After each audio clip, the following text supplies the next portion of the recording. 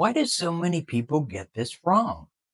If you've ever stood in front of an aquarium store tank, staring at Platies and Mollies, you're probably asking yourself, which one should I pick?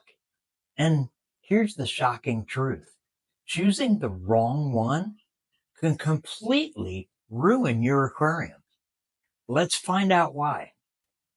Platies and mollies might look like the perfect fish for your tank, small, colorful, and beginner friendly, right?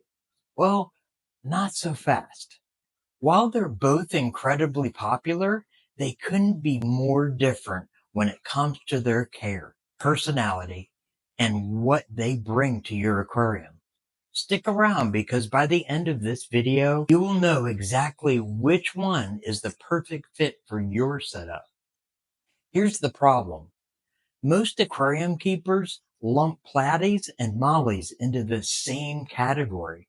They think, oh, they're just little live bearers.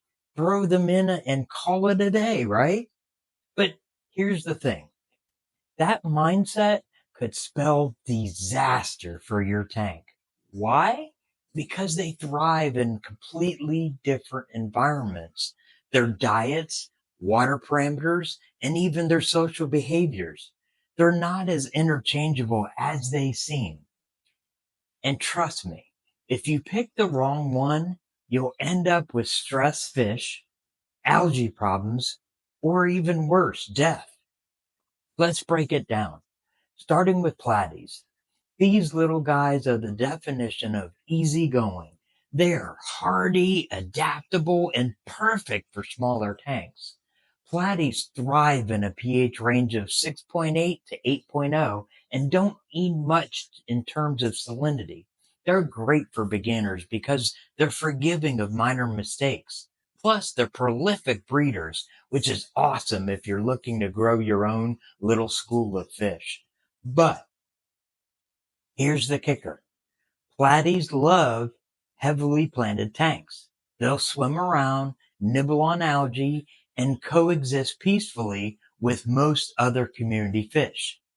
If you got a nano tank with plenty of plants, these are your go-to. They're like the low maintenance friends who are always down for a good time. Now, let's talk about mollies.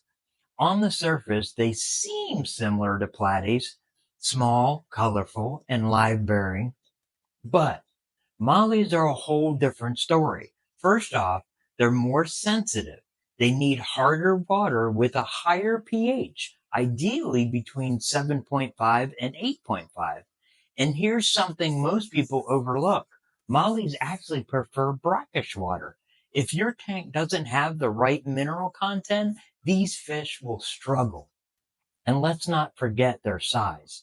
Mollies can grow significantly larger than platies, with some varieties reaching up to 5 inches.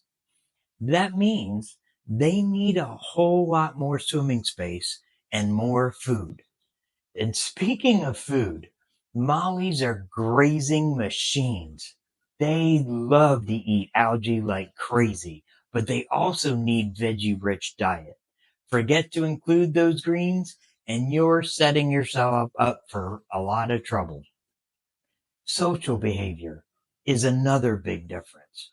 While platies are super chill and happy in groups, mollies can be, well, let's call them assertive.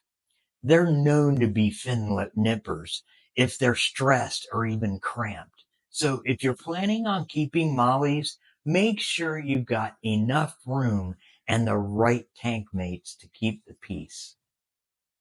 So let's talk aesthetics for a second.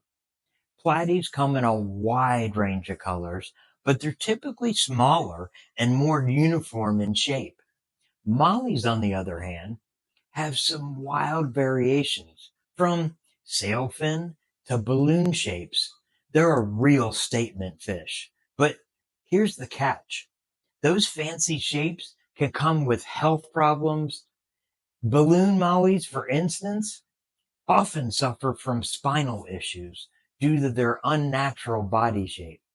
So while they look stunning, they might need extra care. So how do you decide?